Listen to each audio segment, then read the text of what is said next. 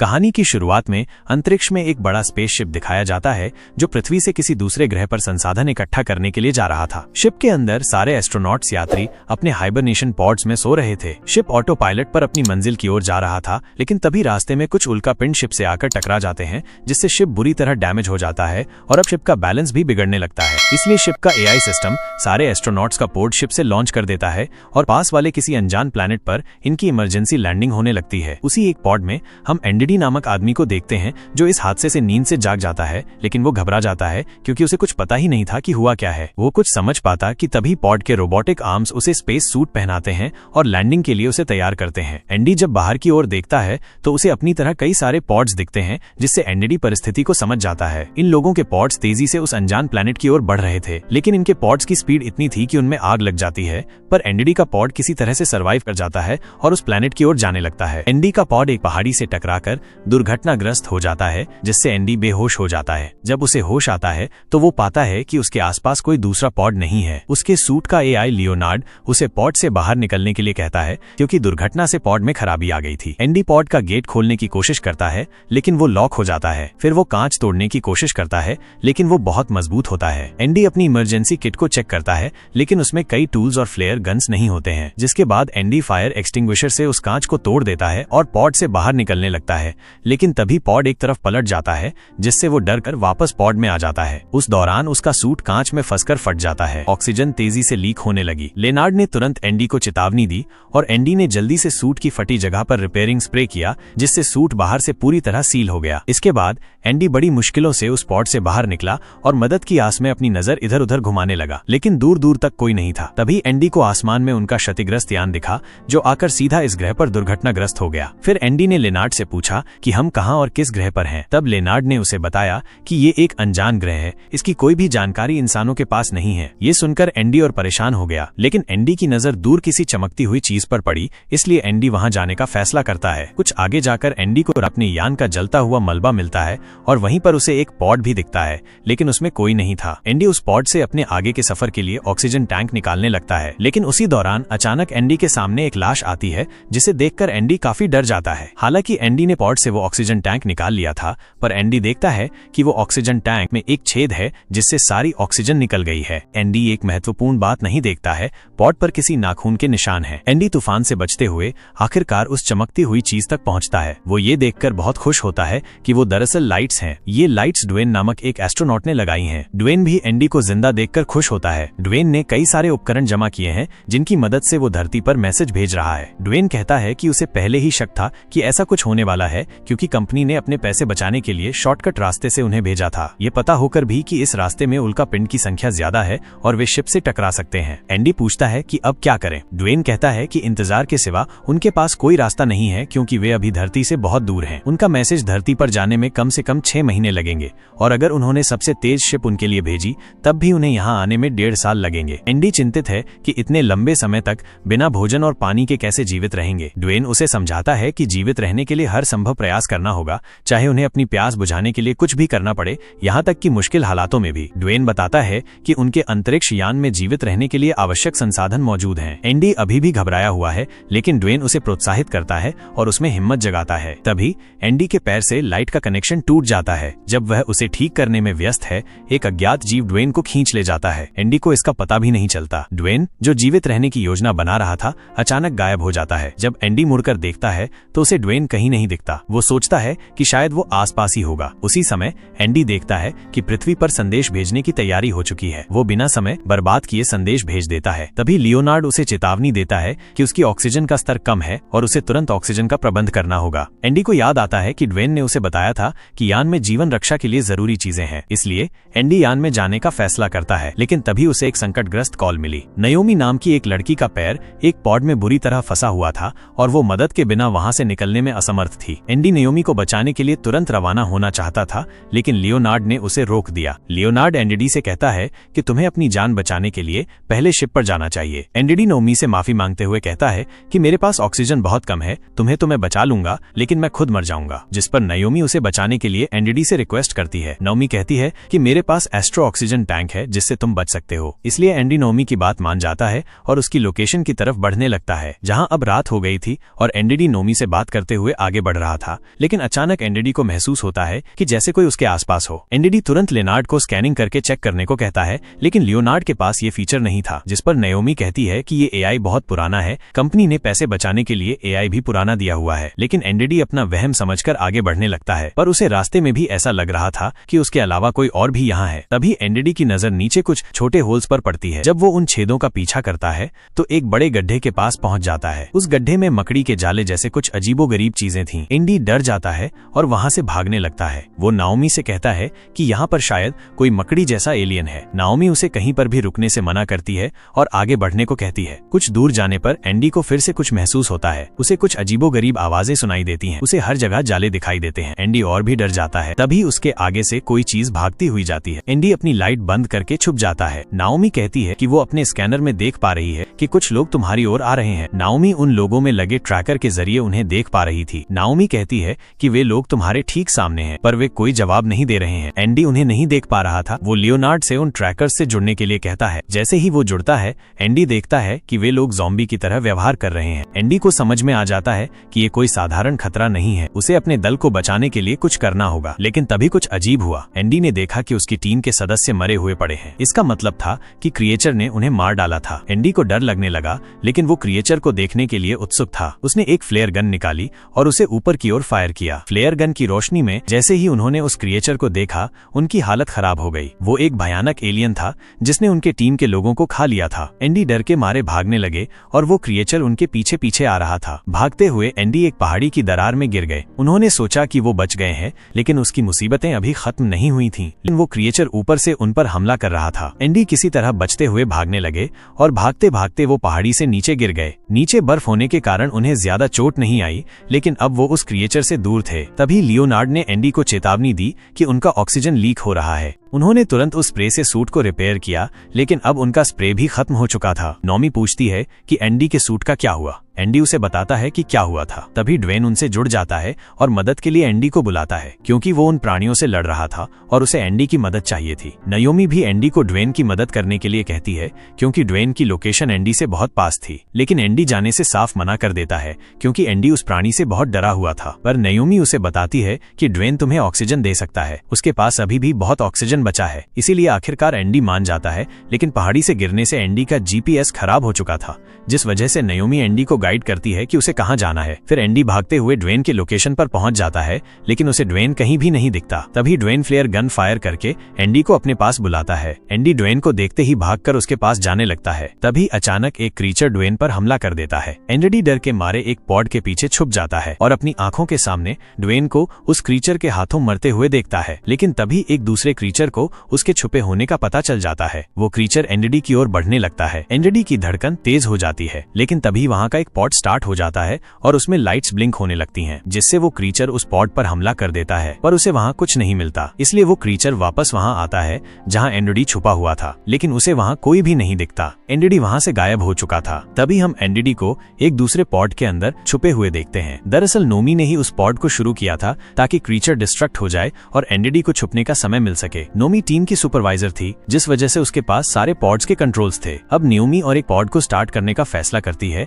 Naomi ने गलती से वही पॉड चालू कर दिया जिसमें वो था। पॉड की लाइटें टिमटिमा गईं और भयानक जीव उधर आने लगे। एक लाश भी थी जो एनडी को देख रही थी। एनडी डर गया। उसने नाओमी से पॉड बंद करने को कहा, पर वो बंद नहीं हुआ। एनडी को लगा अब उसका बचना मुश्किल है। तभी नाओमी ने सारे पॉड्स चालू कर दिए। जीव कंफ्यूज हो गए और सब पर हमला करने लगे। एनडी को भागने का मौका मिल गया। वो अपनी पूरी ताकत से भागा, पर जीवों ने उसे देख लिया और उसका पीछा करने लगे। भागते भागते एनडी गिर गया। उसे लगा अब नहीं बचा, पर वो जीव अचानक रुक गए और वापस चले गए। एनडी हैरान रह गया। उसने देखा कि वो एक धुंधले इलाके में आ गया था। उसने कुछ सुंदर जुगनू देखे जो उसे बहुत अच्छे लगे, लेकिन तभी वे जुगनू लाल हो गए और एनडी पर हमला करने लगे। एनडी किसी तरह उनसे पीछा छुड़ाकर आगे की ओर बढ़ने लगा। नाओमी ने कहा कि शायद इन्हीं जुगनुओं से वो क्रीचर डरते होंगे, जिसकी वजह से वे भाग गए। लेकिन तभी एनडी को किसी के घर आने की आवाज आने लगी। एनडी ने कहा कि वो जुगनुओं से नहीं, किसी दूसरी चीज से डरकर भागे हैं। जरूर यहाँ पर कुछ भयानक है। एंडी का अनुमान बिल्कुल सही था। अचानक जमीन के अंदर से एक क्रीचर मुंह खोलता है और एंडी को निगलने लगता है। उस क्रीचर ने एंडी को इस तरह से जकड़ा था कि एंडी हिल भी नहीं पा रहा था। नोमी को समझ नहीं आ रहा था कि एंडी के साथ हो क्या रहा है। देखते ही देखते वो क्रीचर एंडी पूरा निगल जाता है। एंडी अब उस क्रीचर के मुंह में था। एंडी इतना पैनिक हो जाता है कि उसे हार्ट अटैक आने लगता है। इसलिए लियोनार्ड उसे इलेक्ट्रिक शॉक देता है, लेकिन उस शॉक का झटका उस क्रीचर को भी लगता है। वो शॉक इतना पावरफुल था कि वो क्रीचर एंडी को मुंह से बाहर निकाल देता है। एंडी को यकीन नहीं होता कि वो मौत के मुंह से बच निकला है। वो क्रीचर से बचने के लिए एक गुफा में घुस जाता है, लेकिन वो गुफा जुगनुओं से भरी होती है जो उसे देखते ही हमला करने लगती हैं। एंडी किसी तरह उनसे बचकर गुफा के दूसरी तरफ से निकल जाता है और उस कोहरे वाली जगह से छुटकारा पाता है। तभी लियोनार्ड उसे बताता है कि उसके पास सिर्फ 3% ऑक्सीजन बची है। इतनी कम ऑक्सीजन में वो नयोमी तक नहीं पहुंच पाएगा। शिप उसके लोकेशन से पास है, उसे शिप की तरफ जाना चाहिए। नयोमी भी एंडी को शिप पर जाने के लिए कहती है, लेकिन एंडी पहले नयोमी को बचाने का फैसला करता है क्योंकि वो पॉट्स पर टिकी हुई थी जिससे उसकी जान को खतरा था। इसलिए एंडी भागते हुए नयोमी की तरफ जाने लगता है जहां अब उसकी सारी ऑक्सीजन खत्म हो चुकी थी, पर वो खुद को संभालते हुए आगे बढ़ता है और आखिरकार नयोमी तक पहुंच जाता है। पर अब एंडी को सांस लेने में बहुत दिक्कत आ रही थी। नयोमी जल्दी से पॉट का दरवाजा खोलकर उसे नया ऑक्सीजन टैंक देती है और तब जाकर कहीं एंडी को राहत मिलती है। जिसके बाद एंडी नयोमी का फंसा हुआ पैर निकालने लगता है, पर उसका पैर इस कदर फंसा हुआ था कि जो हिलने का नाम ही नहीं लेता। कई कोशिशों के बाद भी एंडी जब पैर नहीं निकाल पाता, वो नयोमी की इमरजेंसी किट चेक करता है तो उसमें सारे टूल्स थे जो उसके किट में नहीं दिए गए थे। एंडी उसमें से एक टूल लेता है और उसकी मदद से योमी के फंसे पैर को निकाल देता है। फिर ये दोनों पॉट से बाहर निकलते हैं, जहां एंडी पॉट से फ्लेयर गन और जरूरत की चीजें अपने साथ ले लेता है। लेकिन नोमी का पैर घंटों तक फंसे होने के कारण उसके पैर में दर्द होता है और उसे चलने में तकलीफ होती है। एंडी उसके पैर पर एक रॉड बांध देता है ताकि उसके पैर को सहारा मिले। नोमी एंडी को धन्यवाद कहती है। तभी वे दोनों उन प्राणियों को देखते हैं जिन्होंने उन्हें चारों तरफ से घेर लिया है। वे तेजी से अपने जहाज की ओर भागने लगते हैं। प्राणी भी उनके पीछे दौड़ते हैं। नोमी पैर के दर्द के कारण ज्यादा देर तक भाग नहीं पाती है, इसलिए वो अपने एआई को उसके अंदर दवाई इंजेक्ट करने के लिए कहती है ताकि उसे दर्द महसूस न हो और तेजी से भाग सके। भागते हुए वे जहाज तक पहुंच जाते हैं, लेकिन तभी नोमी का संतुलन बिगड़ जाता है और वो नीचे गिर जाती है। एंडी उसे संभाल लेता है और वे दोनों फिर से भागने लगते हैं। इतने में प्राणी उनके बहुत पास आ जाते हैं। उनसे बचने के लिए वे दोनों जहाज के मलबे में भागने लगते हैं, लेकिन एक जगह पर वे दोनों अटक जाते हैं और प्राणी उन्हें घेर लेते हैं। नोमी प्राणियों को डराने की कोशिश करती है, लेकिन वे नहीं डरते। एंडी और नोमी को अब अपनी जान बचाने के लिए कोई रास्ता खोजना होगा। नयोमी उन्हें डराने के लिए फ्लेयर गन चलाती है, जिससे क्रीचर डरते तो नहीं, लेकिन उस रोशनी के पीछे भागने लगते हैं। इसे देखकर नयोमी को एक आइडिया आता है। वो बाकी क्रीचर्स को भी इसी तरह डिस्ट्रैक्ट करती है और मौका देखकर भागते हुए जहाज के अंदर आ जाते हैं। लेकिन तब तक उन क्रीचर्स को पता चल जाता है कि उनका बुरी तरह काटा गया है, इसलिए सारे क्रीचर्स अब फिर से उनकी ओर बढ़ने लगते हैं। वहीं ये लोग जहाज के अंदर तो आ गए थे, लेकिन योमी को जहाज का गेट बंद करने में काफी वक्त लग रहा था। इसलिए एंडी को अब टेंशन आ जाता है और देखते ही देखते उन क्रीचर्स का ग्रुप उन पर हमला कर देता है। लेकिन नयोमी वक्त पर गेट बंद कर देती है,